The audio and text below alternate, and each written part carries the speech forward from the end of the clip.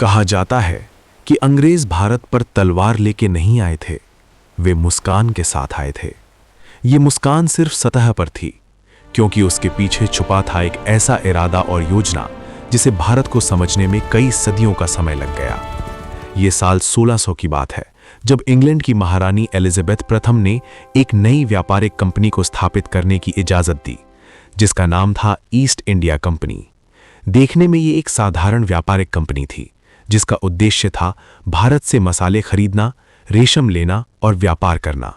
लेकिन इतिहास ने दिखाया है कि कभी-कभी सबसे खतरनाक युद्ध व्यापार के नाम पर शुरू होते हैं। साल 1608 में एक अंग्रेज व्यापारी विलियम हॉकिंस पहली बार भारत के सूरत बंदरगाह पर पहुंचे। उस समय भारत पर पूरी तरह मुगलों का शासन था और सम्राट जहांगीर की शक्ति देश के कोने-कोने में फैली हुई थी। शुरुआत में अंग्रेजों ने विनम्रता और दोस्ती का हाथ बढ़ाया। उन्होंने दरबार में उपहार दिए और बदले में केवल एक छोटा सा अधिकार मांगा, व्यापार करने की अनुमति। जहांगीर ने उन्हें इजाजत दे दी। शायद उन्हें अंदाजा नहीं था कि ये छोटा सा फैसला आने वाले समय में कितना बड़ा तूफान लेकर आएगा। धीरे धीरे अंग्रेजों ने भारत के विभिन्न हिस्सों में अपनी फैक्ट्रियां अर्थात व्यापारिक केंद्र स्थापित किए, जैसे कि सूरत, मद्रास, बंबई और फिर कलकत्ता। ये व्यापारिक ठिकाने सिर्फ व्यापार के लिए नहीं थे, बल्कि वे एक साम्राज्य के बीज थे।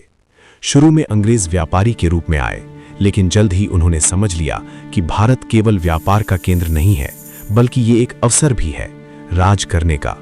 पर एक समस्या थी। भारत एक विशाल और शक्तिशाली देश था, जहां अनेक राजा और साम्राज्य थे। सीधे युद्ध करके इसे जीतना आसान नहीं था। लेकिन अंग्रेजों को जल्द ही समझ आ गया कि भारत एकजुट नहीं है। यहाँ राजाओं के बीच आपसी मतभेद हैं और सत्ता के लिए संघर्ष जारी है। यही स्थिति अंग्रेजों की सबसे बड़ी ताकत बन गई। उन्होंने धीरे धीरे अपने संबंध मजबूत किए, कुछ राजाओं से दोस्ती की, कुछ को उपहार दिए और कुछ को अपने फायदे के लिए इस्तेमाल किया।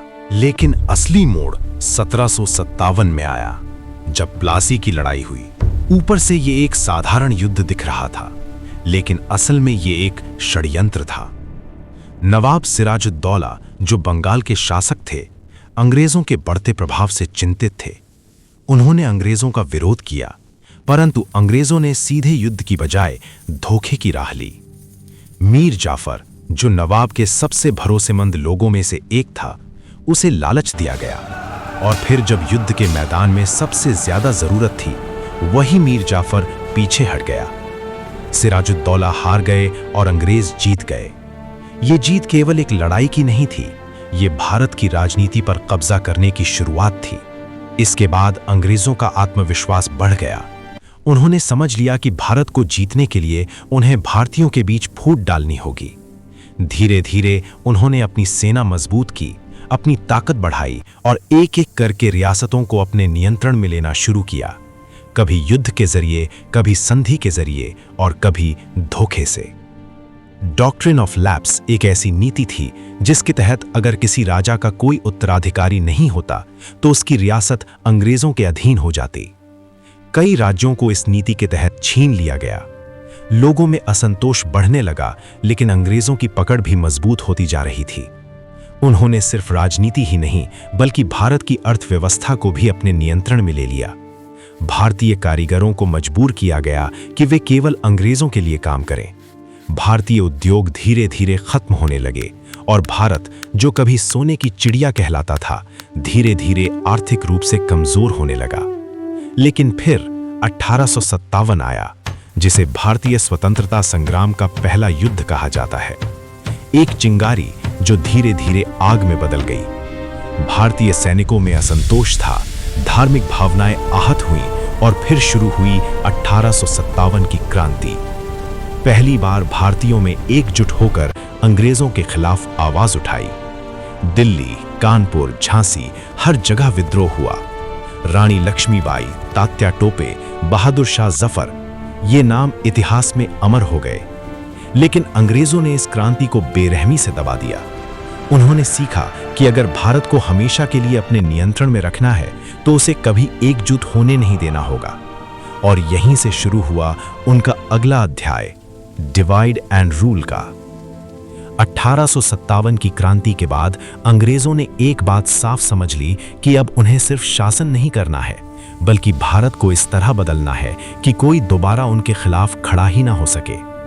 और यहीं से शुरू हुआ उनका सबसे खामोश और खतरनाक चरण। ब्रिटिश क्राउन ने सीधे भारत की कमान संभाल ली। अब ईस्ट इंडिया कंपनी सिर्फ नाम भर रह गई थी। असल ताकत लंदन में बैठी सरकार के हाथ में थी। अंग्रेजों ने सबसे पहले अपनी पकड़ मजबूत करने के लिए भारत की प्रशासनिक व्यवस्था को पूरी तरह बदल दिया। उन्होंने नए कानून बनाए, नई अदालतें स्थापित की और एक ऐसी व्यवस्था खड़ी की जो पूरी तरह उनके हित में काम करती थी। ऊपर से ये सब आधुनिक और व्यवस्थित लगता था, लेकिन असल में ये एक जाल था, एक ऐसा जाल जिसमें भारत धीरे धीरे फंसता चला गया। उन्होंने भारतीयों को नौकरियों का लालच दिया, परंतु केवल छोटे छोटे पदों तक सीमित रखा। ऊंचे पद हमेशा अंग्रेजों के पास ही रहे ताकि सत्ता का असली नियंत्रण कभी उनके हाथ से ना निकले। फिर उन्होंने शिक्षा प्रणाली में बदलाव किया, अंग्रेजी शिक्षा लागू की ताकि एक ऐसा वर्ग तैयार किया जा सके जो सोच में अंग्रेजों जैसा हो लेकिन खून से भारतीय। इस वर्ग को बाद में ब्राउन साहब कहा गया। ये लोग अंग्रेजों के नियमों को समझते थे, उनकी भाषा बोलते थे और अनजाने में उनके शासन को मजबूत करते थे। धीरे धीरे भारत की सोच बदलने लगी। लोग अपनी ही संस्कृति को कमतर समझने लगे और अंग्रेजी जीवन शैली को श्रेष्ठ। यही वो मानसिक जीत थी जो अंग्रेजों को चाहिए थी। लेकिन कहानी का एक और पहलू भी था। जहां एक तरफ अंग्रेज अपनी पकड़ मजबूत कर रहे थे, वहीं दूसरी तरफ भारत के अंदर एक नई चेतना जाग रही थी। लोग समझने लगे थे कि ये सिर्फ शासन नहीं बल्कि एक सुनियोजित शोषण है। 19वीं सदी के अंत तक भारत में कई सामाजिक और राजनीतिक आंदोलनों की शुरुआत हो चुकी थी। राजा राम मोहन राय, स्वामी विवेकानंद, दयानंद सरस्वती, इन नेताओं ने लोगों को जागरूक करना शुरू किया। उन्होंने लोगों को उनकी पहचान याद दिलाई, उनकी संस्कृति की ताकत बताई और सबसे जरूरी, उन्हें सोचने के लिए प्रेरित किया। 1885 में भारतीय राष्ट्रीय कांग्रेस की स्थापना हुई। पहली बार भारत को एक राजनीतिक मंच मिला जहां लोग अपनी आवाज उठा सकते थे। शुरुआत में ये आंदोलन शांतिपूर्ण था, लेकिन धीरे धीरे इसकी ताकत बढ़ने लगी। अंग्रेज अब समझ चुके थे कि खतरा बाहर से नहीं बल्कि अंदर से उठ रहा है। उसी समय उन्होंने फिर वही पुरानी चाल चली, डिवाइड एंड रूल। उन्होंने अलग अलग समुदायों के बीच दरारें और गहरी कर दी। हिंदू मुस्लिम तनाव बढ़ाया गया, जाति के आधार पर भेदभाव को और उभारा गया ताकि कोई एकजुट आंदोलन खड़ा ना हो सके। लेकिन इस बार हालात थोड़े अलग थे। अब लोग जाग चुके थे। बाल गंगाधर तिलक, लाला लाजपत राय, बिपिन चंद्र पाल, इन नेताओं ने खुलकर अंग्रेजों के खिलाफ आवाज उठाई। स्वराज मेरा जन्म सिद्ध अधिकार है, ये सिर्फ एक नारा नहीं था, ये एक चिंगारी थी जो पूरे देश में फैल रही थी। फिर 20वीं सदी की शुरुआत में एक ऐसा व्यक्ति सामने आया जिसने इस आंदोलन को एक नई दिशा दी, महात्मा गांधी। उन्होंने लड़ाई का तरीका बदल दिया। अब ये सिर्फ युद्ध नहीं था बल्कि एक नैतिक संघर्ष बन गया था।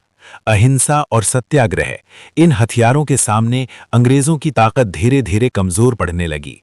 लेकिन अंग्रेज भी चुप नहीं बैठे। उन्होंने दमन किया, लाठीचार्ज किया, जेल में डाला, फांसी दी, हर तरीका अपनाया गया ताकि इस आंदोलन को रोका जा सके। लेकिन अब बहुत देर हो चुकी थी। भारत जाग चुका था। लोग अब डरने को तैयार नहीं थे। हर गली, हर शहर आजादी की आवाज गूंज रही थी। और फिर वो दिन आया 1947 का, जब भारत आजाद हुआ। लेकिन इस आजादी की कीमत बहुत भारी थी। देश दो हिस्सों में बंट गया, लाखों लोग मारे गए और करोड़ों बेघर हो गए। अंग्रेज चले गए, लेकिन जाते जाते वे एक ऐसी लकीर खींच गए जो आज भी हमारे दिलों में मौजूद है, और शायद यही उनकी सबसे बड़ी चाल थी। उन्होंने सिर्फ भारत को नहीं बांटा। The Crown's interests in these southern provinces are absolute, but trade routes through Bengal must remain open to all. A compromise could secure mutual prosperity. We will consider it. Agreed.